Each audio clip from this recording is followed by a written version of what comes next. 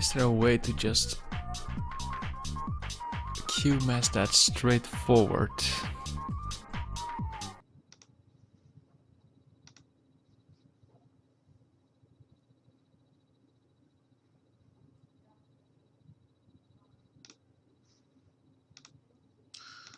Yes.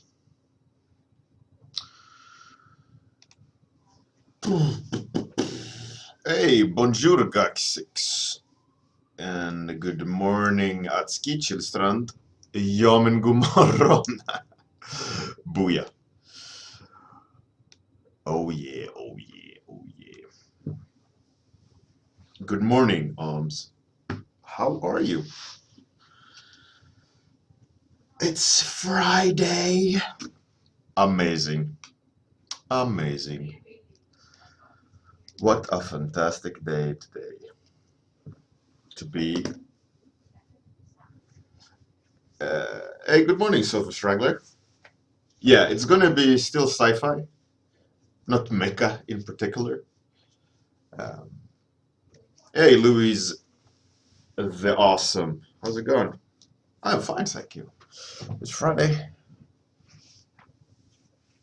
I'm happy, healthy.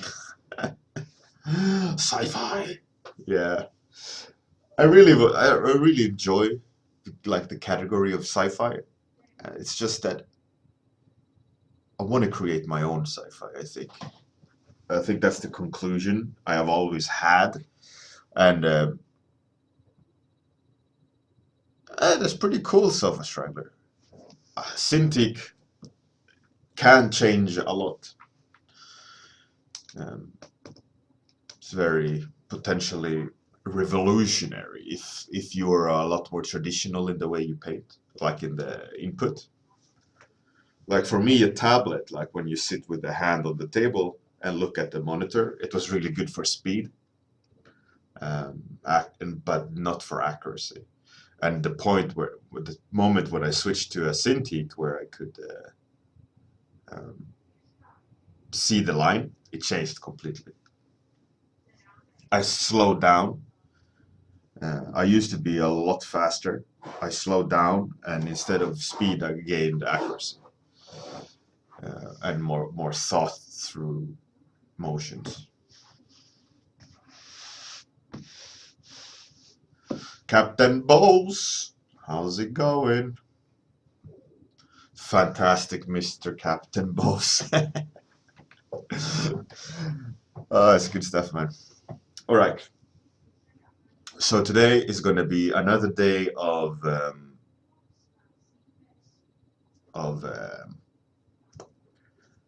sci-fi. By the way, I'm gonna, from all of your donations, I checked the donations. I'm gonna buy a new headset, a USB headset, which, according to the reviews, have great sound. So what I'm gonna be having is like one of those things that pokes out, and ideally, you guys are gonna hear my voice super smooth. So cheers for all the donations. Like I mentioned underneath, they're all gonna go towards the stream. So I'm gonna invest in some awesome USB headphones so that you guys can hear me better. Because I was listening a lot, and this it has this kind of can noise, the microphone on the webcam. Obviously, it's just a webcam, and the microphone is pretty good for a microphone webcam. But yeah, that's the plan.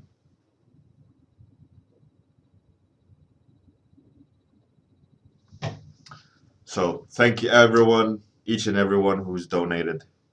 It's gonna so next, hopefully soon you're gonna have smooth audio. Hey Mila, good morning. All hail, Queen Mila. Hey, Awaken the Beast, awesome. All right, so let's start the timer, and it's time. Hey, dear Bart. Right, so interestingly, my monster yesterday, there was a lot of people who liked it, which hey Quentin, so which made me think, like why in this one in particular did people enjoy? So a part of it, I think it was the shapes. I don't think it was probably it was the topic to some degree, as in um, an alien, right? Aliens or monsters are always a hit with people. Uh, so, I mean, it wasn't like a going viral or anything, but there was quite a bit of people and a different kind of people enjoying it. People who are quite good at drawing. There was a higher amount of people. It could be algorithms of Facebook, or it was something with the drawing. So I always try to think about, okay, so this one was obviously more um, enjoyable for people to look at. So the question then is, what made that? Um, so so then it comes down to the point of like the rant of the day, right? So for Strangler, you said it had a lot of character. Yeah, I agree. I agree. But if you're gonna try to distill it, like what's the recipe? Or like why does this one in particular go over better than the other the day before, or I don't care in particular about the day before, but if you're going to try to learn from it, right? So because that's one of the purposes of of, sharing it, is to gain something from it, and not just aspats, because I don't care about the aspats. I care about um, the process of learning, or the process of sharing, in the sense of inspiring, um, also kind of gauging the temperature of the water, all these things, right? So it's just not about becoming popular, like a lot of people post to do, right? The boasting aspect. That's far from why I share my sketches online, especially these warm-ups, as it's just a 30-minute. But so if you're gonna try uh, to kind of distill something from it, I think it comes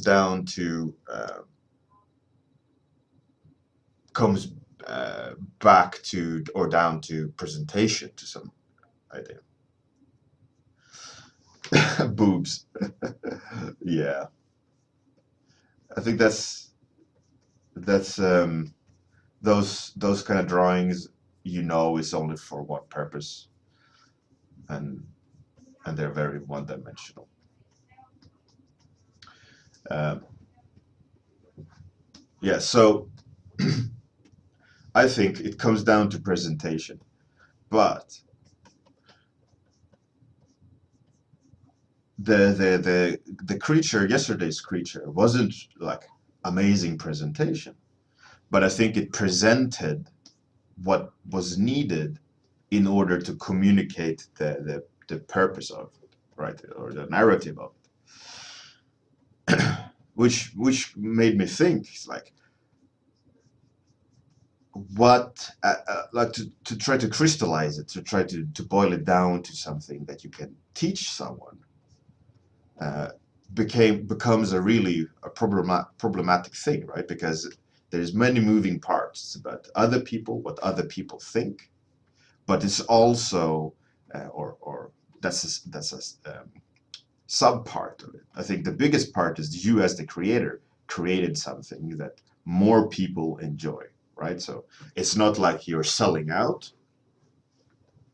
but you're hitting a specific vibe, or specific uh, direction that people enjoy. Hey, Captain Jetlag, Chillstrand, Zealin, Beard Bros, Dear Bard. Oh yeah. It's Friday. Whew, it's going to be a good Friday. I feel it already. Anyways, so going back to that, like you have not sold out in that sense, but you have hit on a specific feeling or a combination in the drawing that people enjoy. So, and I wasn't trying to do something in particular that became a schematic for becoming a success, right? But there is definitely something in that drawing that made it successful. Why people enjoyed looking at it. So I was thinking about that yesterday, and I was thinking, like why does more other drawings compel people more than others, while an idea might be better but less appreciated. So obviously that comes down to a visual presentation, as in how well, or technical visual presentation, like how well is the drawing made? How well is the drawing? How well made is the drawing? Oh, god damn it, English, come on. Versus what narrative tools have been used and to what efficiency. So you could go like, okay, what's the like actual story? Is the character walking, standing, angry? That more direct. But then also the narrative could also be boiled down to a combination of shapes. And all these, there's so many moving parts in that thinking, which makes it so hard to try to come up with a checklist of what works and doesn't work. Some artists, they create art that just is instantly great. They just don't. They almost do it to a degree where it's almost where it seems effortless, like they're just that good. But when you look at it,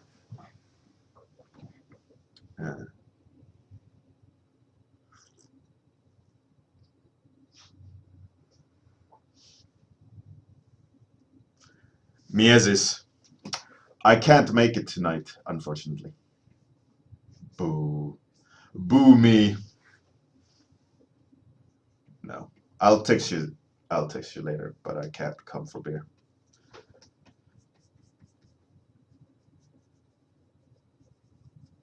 Yeah, anyway, so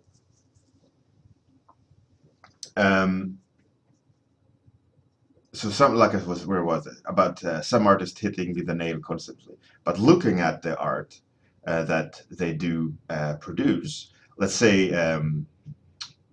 Piotr, uh, my favorite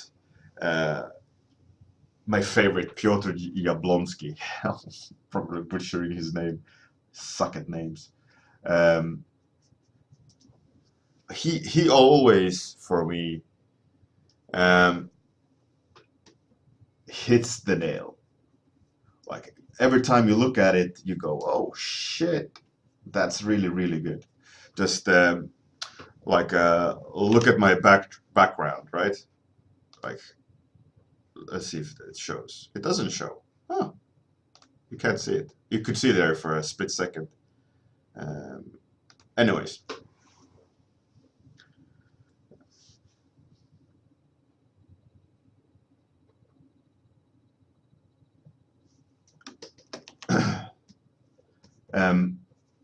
What I think what he does is that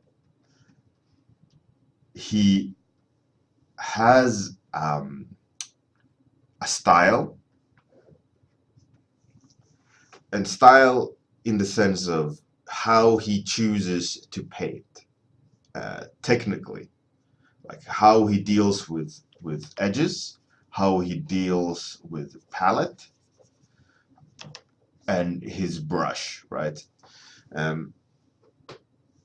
I don't necessarily think his paintings are on trend.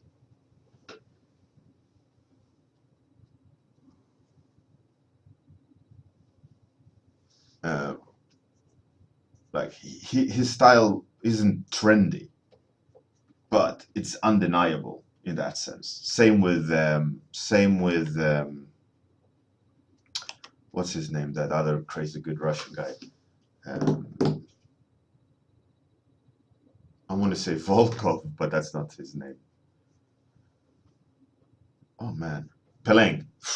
God damn it. Captain Jetlag. No, OBS doesn't show my desktop. I minimized all the windows, but it was still showing Photoshop, but minimized, but not. I don't know. Yeah, Sergey. Oh, this is a horrible drawing. I don't necessarily think his painting style is trendy either, but he's just accurate, precise, chooses his shapes, chooses his camera angle really, really well. He has a good sense of where light should be and which shape should be where, and his narrative skill in the sense of treating us with an experience is spot on. I think Peleng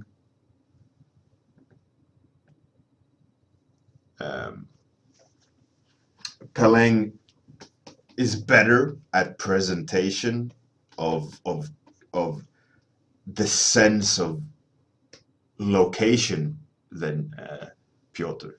I think Piotr paints more beautiful, has a more engaging palette than Peleng or Kolsov. But it's really interesting to see, and but both have this massive impact. I think Piotr deals with texture and brush marks in a way more interesting way than Kolsov. Kolsov can, his narrative is stronger. You look at them and you go, wow, okay, I get it.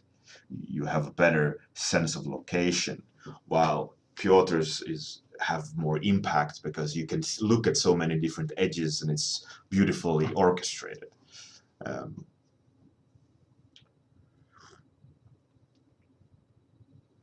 Captain Jetlag, yeah, that's a good idea. Coleslaw, yeah. Coleslaw. Yeah, it sounds like even that's how I say his name, Coleslaw. Coleslaw. Koleslov. Koleslov. I don't know. I'm not Russian. Anyway, so going back to my shitty drawing in comparison to those two, Kolsov and Piotr. Hey, Wade, welcome. Nice to see you. Anyway, so going back to that topic about like what my drawing and what made it in more people liking it more yesterday, and I think much like the things I talked about with those Peleng and all these things, and about a matter of representation and shapes and attention to detail, I think to try to boil it down to something that you can try to teach someone would be that not only the actual design of the character, as in the relationship between the parts, it's important, but at the same time also the technical ability of, let's say, perspective, brush marks, proportions married with the design aspect. Like is there is there good enough shapes of the actual design? Is there good enough, like relationship between materials or texture details versus calm areas, all these things, right? But at the same time, when we think about the narrative aspect of it,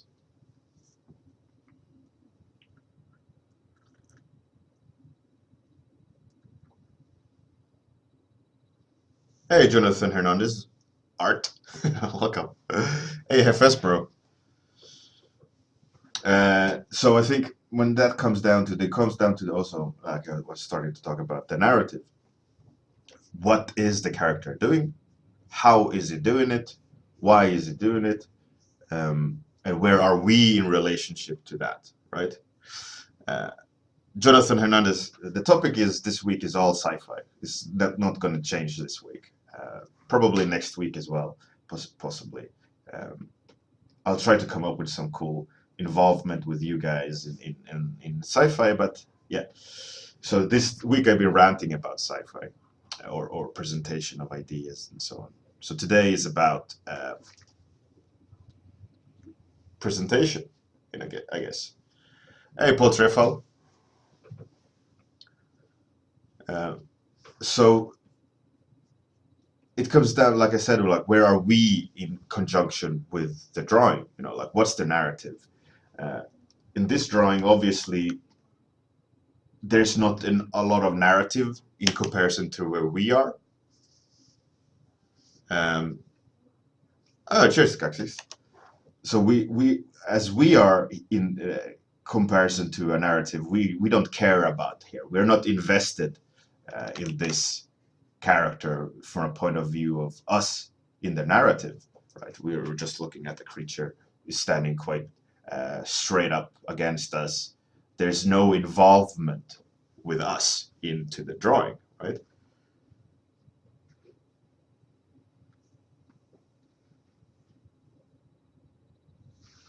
So, for example, like when we're looking at this guy, if I would redraw it with a purpose of engaging us, would be where are we looking at the creature, right? So like if it would be standing like this, screaming, like have the foot closer to us,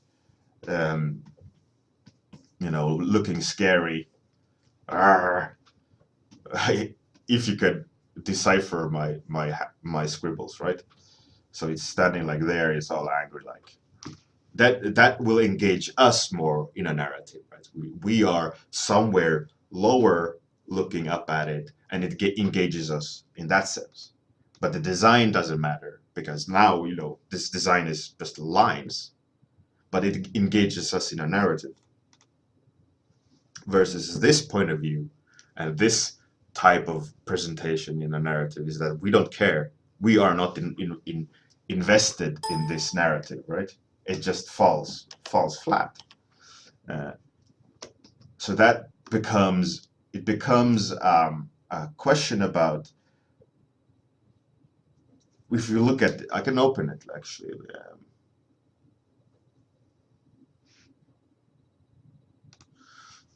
Let me open yesterday's drawing, and you'll see that yesterday's drawing has, in a way, a different type of engagement, right? We're looking at it a little bit from the side, even though the perspective and so on is quite dead on, like today's drawing. We're still seeing it from the side. He's walking somewhere. We can engage in this a little bit better. While this one is quite squared up. We don't care. Like, what's the point of this when it comes to us? But when it comes to, well, what is this creature? I think this one is interesting. But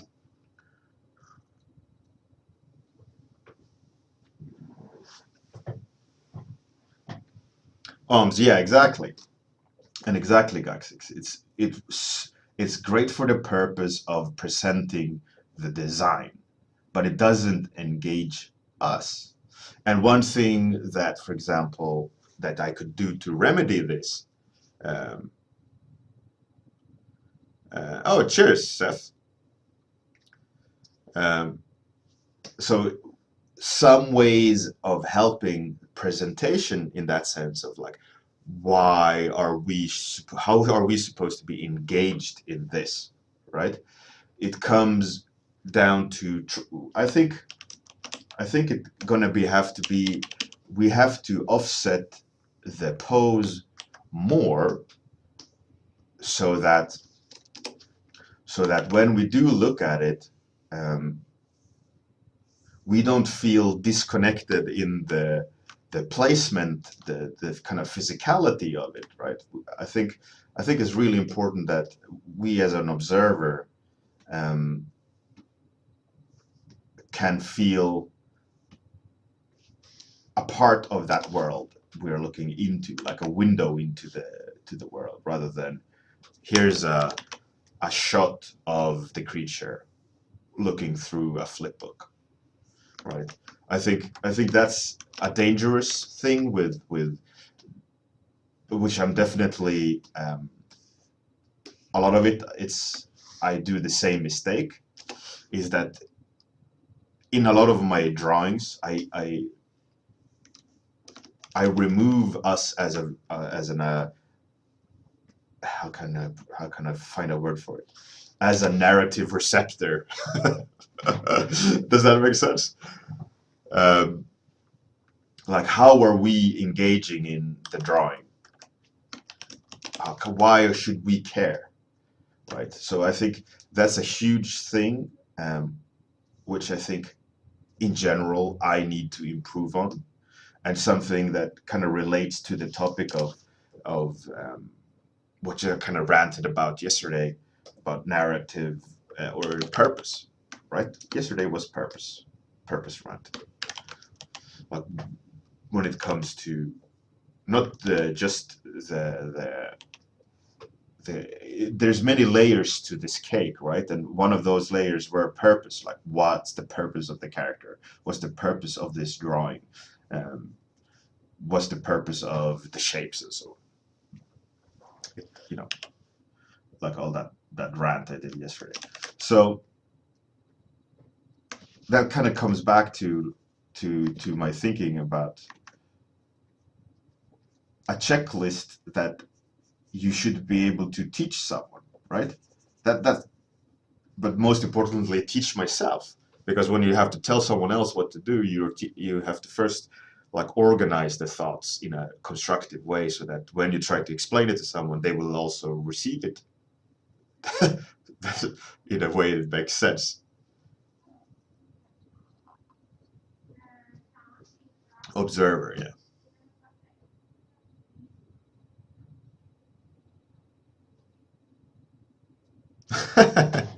Coccyx, yeah. Sofa strangler, yeah, exactly. That's a good point as well.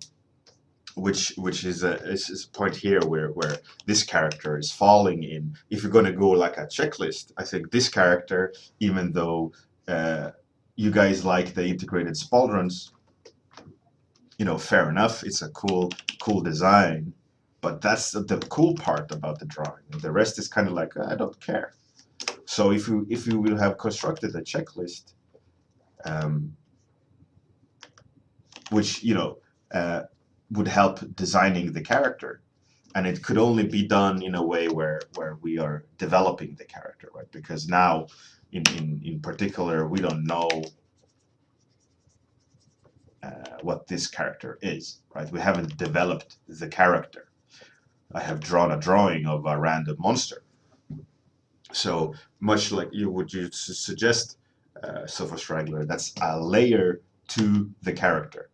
Uh, and I absolutely agree with it, and that it should probably be added, so that not only now I adjusted the pose slightly so that it becomes a little bit more engaging, um, but the design has some interesting shapes, but it's in a way a one-dimensional um, presentation of the character's narrative, right? We see he has a exoskeleton, probably, but then again, where's the more layers? Where's the narrative of this character? So adding torn parts and things like that, old and weathered, I think it would add to the character,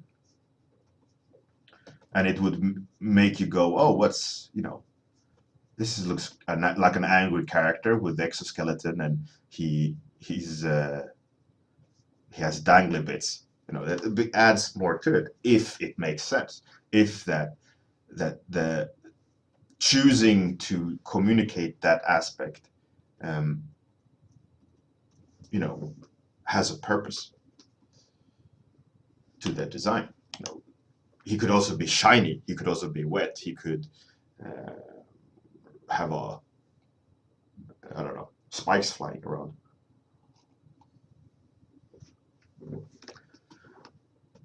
And also, then we can boil down to the design of him when it comes to the shapes. Are the shapes better? I think I'm going to try over the weekend for Monday rant.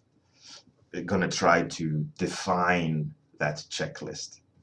Like, what kind of checklist can I construct that I can go through before starting to draw and while drawing. I was going to say while starting to draw. Oh, God damn it. I'm glad it's Friday. Yeah, so I think that's really important to remind yourself of things. And I'm keying back again. I feel like I'm always kind of mentioning my lectures, but going back to my latest lecture at IFCC, where I was talking about implicit and explicit mind states. This checklist that I'm going to try to construct is going to be an explicit mind state reminder of when I'm drawing, until it becomes an implicit mind state where the information that I'm using becomes automatic, that I don't need to make conscious recalls about, okay, what was that checklist again? Pose, design, or whatever. So being able to practice that and be conscious of that only will improve the implementation of it until it becomes automatic. Much like muscle memory. What's with my pronunciations today? Muscle memory, like you have to do something over and over and over and over until it's automatic. It's the same with information and knowledge and approach to a drawing. You do it over and over and over again until it becomes automatic, and it becomes a part of your implicit mind state. So that's the plan for the weekend. I'm kind of losing the design there, but in my mind it makes sense with color, which is bad because I won't use color. So the presentation is taking a knee, which is not good. Let's simplify it a bit. Did today's rant make sense? I don't know.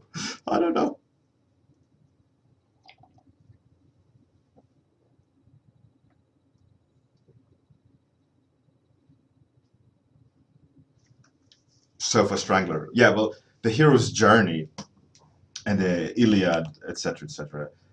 It's great narrative tools, but that is story elements. But very important information to have in the baggage. Like the hero, the reason why we need a anti-hero, or what are they called in English? The hero, or antagonist and protagonist. There we go. There is always a reason for that, but also visually, it's a need for that. Something that needs to feel sharp needs to have soft things around it, right? Something that needs to come off as warm needs cool things around it. It's all about contrast and presentation in that sense, which is also some kind of keys into something and narrative tools, like if you read the Iliad and or study those kind of things, they do the same thing but with words and story.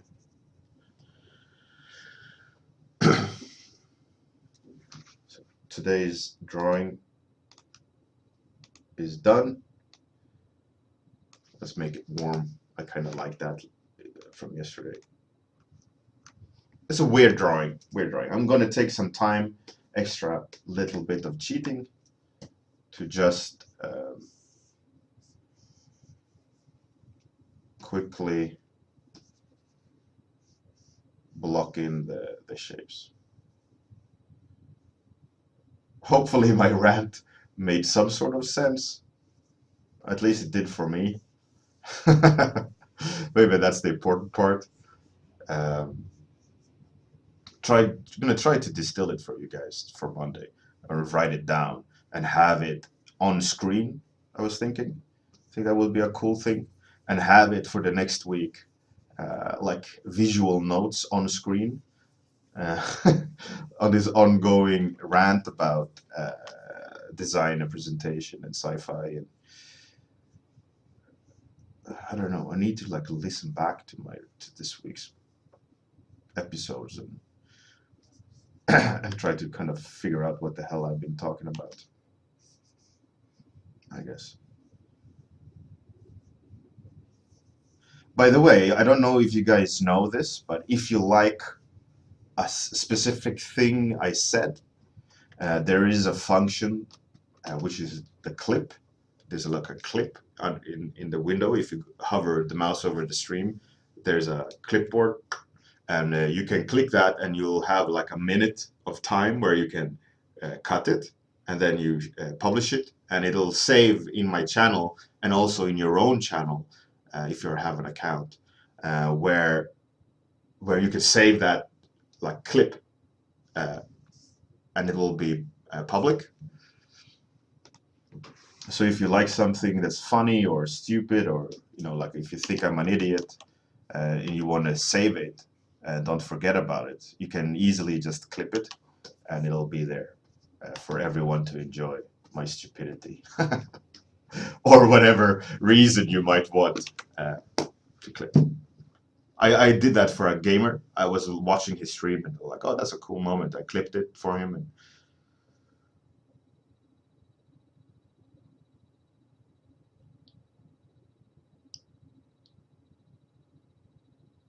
that's cool. Narrative contrast, yeah, it's good.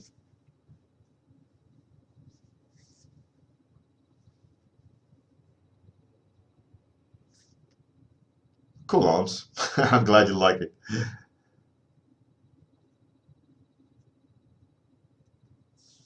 You could, in theory, make a GIF out of it afterwards.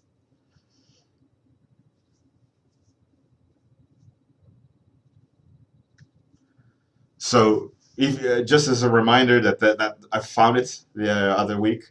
So just if you find some cool little tidbit of information, you want to share it, or whatever. The function is there already in Twitch, which is cool. So that's it. I'm probably going to stream tonight at around 8 p.m. UK time. So thanks everyone for joining in. If I don't see you guys on the weekend, probably it's Sunday. We'll see. See you Monday morning. Have a great Friday, everyone. Bye. Outro time.